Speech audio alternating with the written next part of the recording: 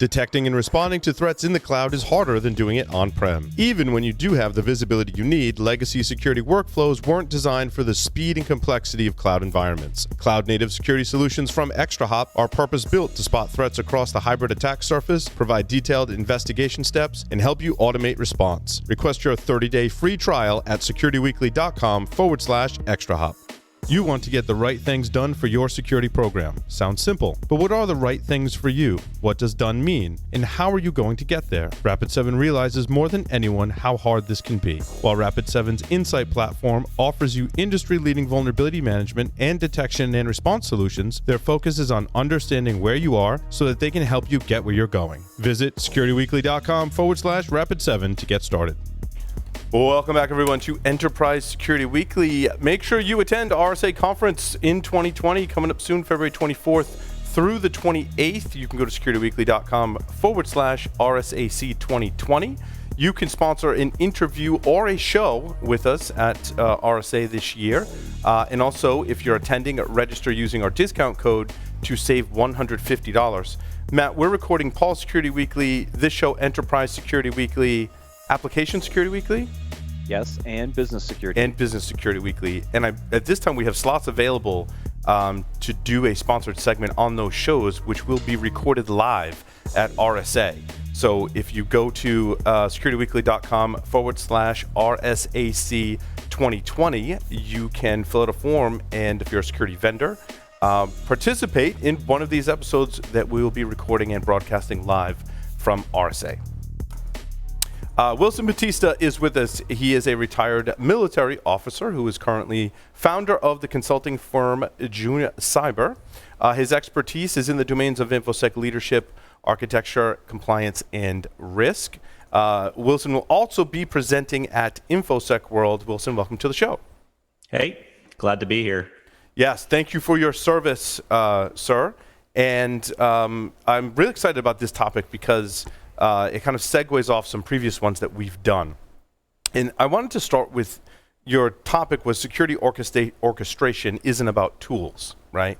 And then if I frame how we orchestrate security, we've got the business leadership, we've got development, we've got ops, we've got security in different capacities. How do we bring all these folks together to orchestrate a security program? So the way that I look at cybersecurity in an organization is similar to the way that I look at how battalions and units are run. The way that I like to think of how we can do things is a topic or an item that we call commander's intent. So basically, it's the colonel or the general saying, hey, this is what we need to do. This is when we need to get it done. And he allows his subordinates or her subordinates to understand what the mission is and figure out and be creative in the ways that it needs to be done. So that sounds a lot easier than it looks. In reality, you have your supply, you have your IT that needs to be all coordinated with each other, and that all comes together to execute the mission. So when we talk about the different businesses and the different segmentations of an organization, my thing is, how do we get them all together and pursue an objective of keeping security, I guess, the primary focus of what's going on. So the way that we do that is we have to establish communication. Another way that I think of it is, and goes along with the talk, is if the CISO is like a conductor for a band or an orchestra, he's not the one that knows everything about the tools. He has his leaders within each of the organizations that understand what needs to be done, such as the music, and they play their parts accordingly. They also know that they need to train the people that are under them to support what the CISO or the conductor is doing. So essentially, that's not about explicit communication, but it's also about implicit communication to build consensus on what security is for an organization. But it's allowing the members to improvise, right, is one of the lessons that I took away after our conversation, is that in a military setting, right, when I read Jocko's book, Extreme Ownership, he talked a lot about this, that we need to lead and then we need to let the team members kind of do their thing without checking back with us every single time. And you can imagine how that might impact a battle mission if every time I needed to do something, I had to maybe go, check and make sure that's okay or get approval, right? It's giving some of that autonomy to your teams. When we translate that into a business setting, I think the Phoenix Project and the Unicorn Project are great examples of when you have too many barriers and disparate teams that all have to get approval from different folks and different teams to get things done, nothing gets done. And we can't orchestrate security that way. So I have a question and a thought. My first question is, using your analogy that you're painting in terms of, sort of tying this back to military, what is the CISO equivalent in the military structure, do you think? So the way that I kind of imagined it is that the CISO would be like a colonel of a regiment, a Marine regiment. And he would have his marching orders from the generals up at the division level. So that's the way that I kind of look at it. He's not the one that says how everything goes, because he's supporting the business. I ask because somebody put up on LinkedIn earlier today something about U.S. Space Force is hiring, and they were listing all sorts of different positions, including a CISO position. And I put out, I think that the CISO position might just be the red shirt equivalent of Space Force. Matt? Yeah, Wilson, I think you brought up two very interesting points, and I want to string these together. The first point was communication, right? It starts with communicating across the team. And I think that's one challenge that security folks have. Sometimes we kind of sit in our own little bubble, our own little world, and don't have that communication. The second thing I pulled out of your conductor example is actually listening, right? Listening to what's actually happening and then maybe making adjustments, right? And I think those are two very important parts. I think the other thread is that there has to be a trust level there, so that the communication and the listening, that there's a trust component. And when those things are working well together, you can orchestrate security and or an attack in your examples, right? But those are three components we don't necessarily do well in our industry some days. Well, yeah, you're absolutely right. To extend your analogy, though, I immediately jumped to thinking about the different groups within an organization that are doing all sorts of different things. I immediately jumped to, okay, one's Marines, one's the Air Force, one's the Navy, one's the Army, and historically they don't play well together. Yeah. And more often than not in organizations, all these groups we talk about don't play well together. So extend your analogy, please. Yeah, so I mean, the way that I would look at that is when you have like big bank corporations and they have regional offices that are EMEA, APAC, the Americas. You could make an equivalent argument with saying that they're the Army, the Navy, and the Marines. But the thing is that they all have the same mission, right? To keep their organizations secure. Maybe those organizations run their IT operations and their IT security different, but there should be a common language between all of them to understand what the head mission is, which is X, Y, or Z. So that would be my analogy and how I would answer that. I'm not sure how this plays into the analogy, but one of the other dynamics that I thought was interesting that we uncovered recently was that you've got the security department, right? And typically the office of the CISO, right, is responsible for information security. Oftentimes that goes into governance and compliance, right? And that's important. I don't want to downplay that. But then, especially in the Unicorn Project, you see this as we bring together teams that have some autonomy to get things done and break down silos. There's a security person in that team, right? Or there's a developer who's the security champion on that team. And that provides not just a level of trust between the business leaders and the information security department, the CISO, but also I think instills confidence in the teams that, hey, I can get things done, that there's an aspect of security what I'm doing because someone's working in my group. Do you see that as a great model moving forward and kind of building upon your analogy, Wilson? Yeah, I really do. And I think that in a previous conversation to get prepared for this call, we talked about Intuit. And a lot of my, a buddy of mine, he's a site reliability engineer there, and he doesn't deal with security a lot. But I asked him, I'm like, okay, well, how do they do it at Intuit? And he said, if we have a security question, we bring the guy in and we have a very collaborative culture. So that's something that I think that when we separate ourselves in a silo as a security organization, we're kind of doing ourselves more harm than good. We should be reaching out to the other organizations within the company, not just through security awareness, but also through placing a security guy in a project and saying, hey, yeah, this is probably not going to work for your application, or this is not going to work for your infrastructure project. This is why, but let's figure out how we can do it. So it's a lot of communication. It's a lot of trust. Mm. But I think also avoids that scenario where a team has built something and then now they have to go get approval, right? And this is the first time security's looking at it, and there hasn't been any input from security because that collaboration didn't exist. Now it's a problem. Now security's going, well, no, you haven't, had these discussions yet, and you've already gotten down a certain path, and now we're in a bad place. Yeah, I've seen that. I've seen that before in some multinational corporations where they left security, or at least a review of the security processes, to the very end. And when they realize that, this is probably not going to be so good, or it's going to cost us a lot to work in a security process, those made some very interesting conversations with senior leadership.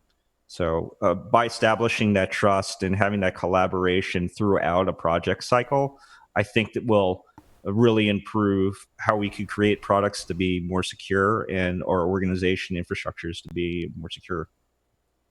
Now, go ahead, Matt. I was going to say, Wilson, I want to ask this question, kind of corollary to the topic, right? If I get communications and the trust aspect down, I do believe tools can actually help us with doing better security orchestration. But I think your point is, without that communication and that trust and those foundational cultural things addressed, tools aren't going to fix this problem. Is that a fair take on your thought process here? That's exactly what I'm thinking. And that's what the talk is about in InfoSec world. The other thing that I want to talk about is the communication aspect that you had mentioned. If you have it down pat, right? We have a tendency of just blasting reports to everybody. And I don't think that's the right way to do it. In the military, we have something called priority information requirements. And basically, it's our senior leadership saying, these are the things that we want to know. So if it comes down from a top down, saying, hey, these are the 5 things that we need to know, and if it happens, then we should get a phone call.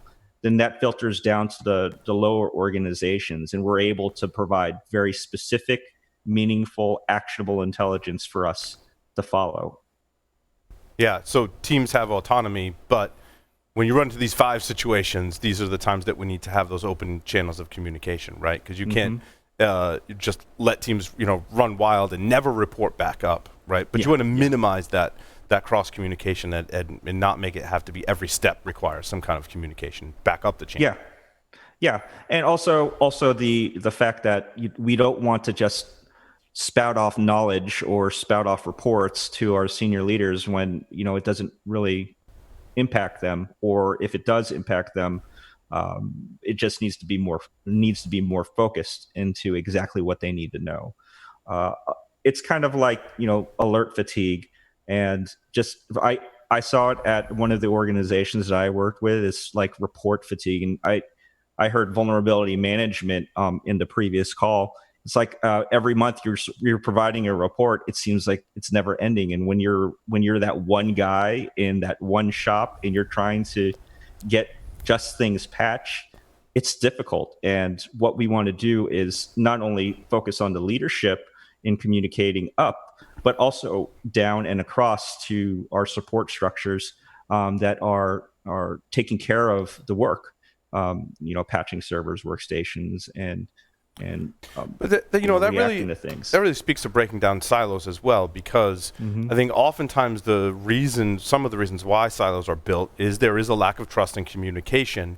Therefore, in your reporting analogy, when I've got a new technology I want to bring into the organization, I then have to go to another group that's in another silo, and they want me to fill out a 15-page form and know everything about the technology, the processes, in order to validate it, right? But if you have a much clearer mission, better communication and trust, I may just need to go to that group and say, these are the 3 things that I know you care about, right? We've communicated on this. There's a member of your team that's been working with us. Here are my 3 things. We got these and we're off to the races, right? So we can kind of break down some of those silos in that reporting structure.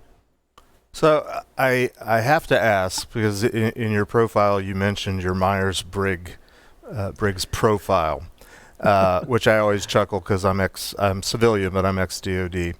How does, in terms of building the bridges, building the communication, how important is it to sort of gauge to some degree, not that everybody needs to go out and take a Myers-Briggs test, but how important is it to sort of know your audience and know how people receive information, how people hear information? Can you expound on that a little bit? Yeah, so my Myers-Briggs type indicator is I'm an introvert, and it's really interesting because most introverts are really quiet, and I think that I'm a little bit more extroverted, and that's probably due to the fact that I was in the Marines. And so you have to be confident, and when you're an officer, you're going to get in front of hundreds of men and women, and you better know your stuff, because if you don't, then you're going to get trampled on. So I think that understanding your audience is huge. One thing that the military has taught me is how to communicate to different types of people. So the way that I look at it is you have people from the city, you have people that grew up on farms, you have people from other countries, and you have to find something that, you have to have some kind of hook that you could relate to with. Maybe it's music, maybe it's art, or maybe it's a sports team. You find that common ground and you talk to them about it and establish that rapport. Now, what happens if you don't have that kind of relationship because you're reporting to maybe senior management? Well, then you have to adjust your communication style to fit the environment that you're in. However, if you're dealing with your IT operations, you should kind of get the gauge of what their personalities are like and approach them. Some people like to be very direct, and I'm a black and white guy. So if I'm asking something, I'm just expecting a very quick response, and I will do it in turn. But some cultures like to small talk and beat around the bush because it's culturally their thing, and then they get to the point later on, and there may be a consensus or may not. And that experience has been very interesting when I'm dealing with. But it's a great point, countries. Wilson, and it's something we talked about on BSW, I think, earlier this week, right? Is the way that different major cultures in different regions do business. If you take what Wilson's now saying and that lesson from Monday, and you transpose that into an organization, very much, and I wish I was better at this earlier in my career, right? The different groups within the organization all have their unique cultures, just like other countries do, right? So the group that runs the mainframe for the ERP systems, boy, was that a very different dynamic from working with the global networking team in that same organization, right? And I learned, fortunately, I wish I had learned faster, but that you need to have those relationships in those groups, and that the dynamics are very different, right? The ERP teams are working with older technology and very much about business mission, right? The networking team was a lot more agile and open to new ideas. So I definitely had a very different dynamic over time with both teams, as I understood that People just work differently, right? Yeah, and you have to tailor your leadership style to the folks that you're leading or you're trying to influence. Because if you're talking another language, well, you're never going to get anything done, and that's the importance of communication. Yeah, each team, how you build trust with them will vary based on those dynamics, right?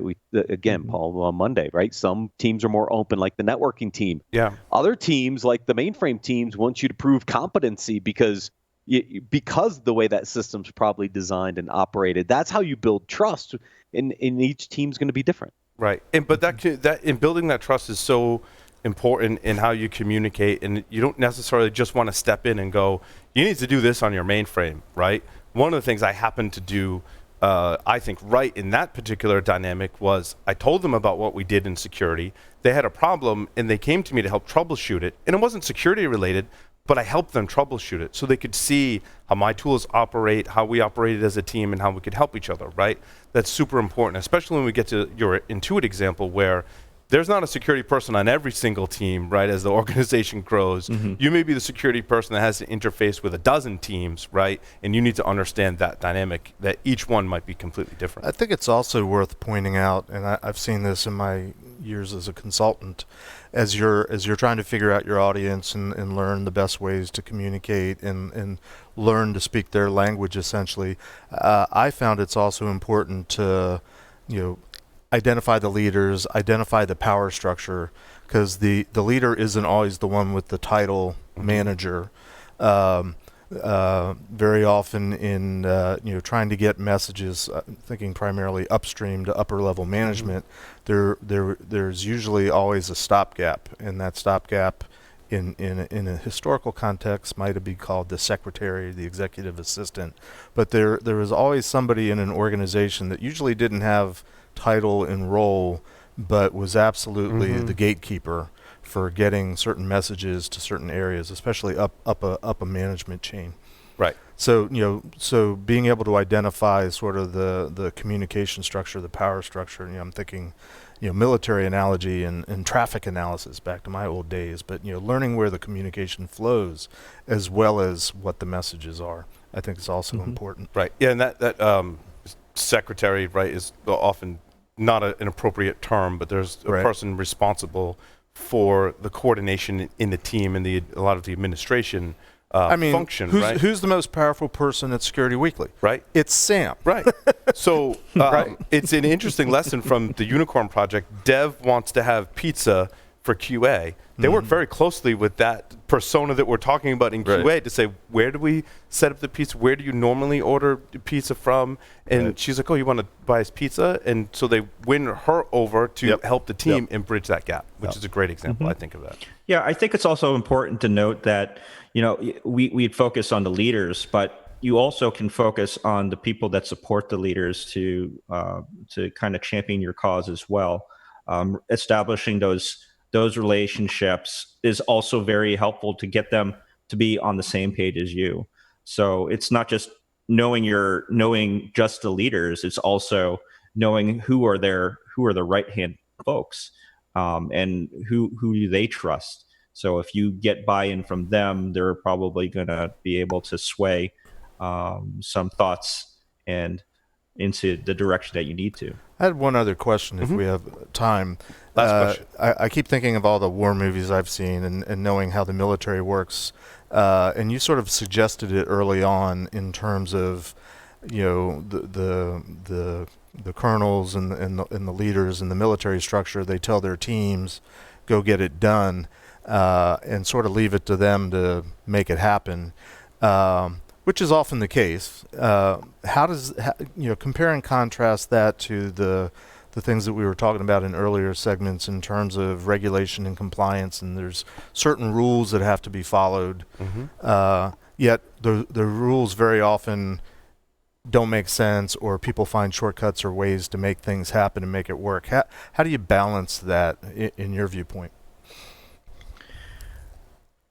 That's a very good question, because there are a lot of organizations, especially the ones that I work with DoD contracting. They have definite rules that they have to follow, and if they don't follow them, then they get smacked, right?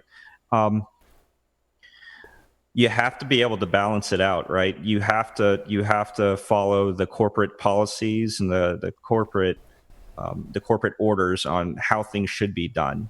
But at the same time, you need to be able to trust and verify that those things are getting done. So when you do find someone who's trying to take a shortcut, you could be able to reprimand them and counsel them and mentor them and say, "Hey, that's not the way that we do it." So really, how do you balance that? I don't know. That's Wilson, a tricky one. I think it ties into your 5 things, right? Make sure that one of those 5 things are, in this example, if there's going to be a gross compliance regulation that we're in violation of, right? Yeah. That's something that we need to get fed back up into the chain, right? If you are taking a shortcut or see someone taking a shortcut that could compromise credit card data, for example, right? Yep. That's something that, yes, we want to give teams autonomy, but report that back up and let's either make sure we don't have that violation or work as a team to determine if there is a violation or not, or maybe bring in an expert on how we're doing this particular thing, right? Mm-hmm. Mm-hmm. Awesome. Well, Wilson, thank you so much for appearing on Enterprise Security Weekly. We're looking forward to seeing you at InfoSec World. Great. I appreciate it, and I look forward to seeing you all as well. And with that, we'll conclude this episode of Enterprise Security Weekly. Thank you, everyone, for listening and watching. We'll see you next time.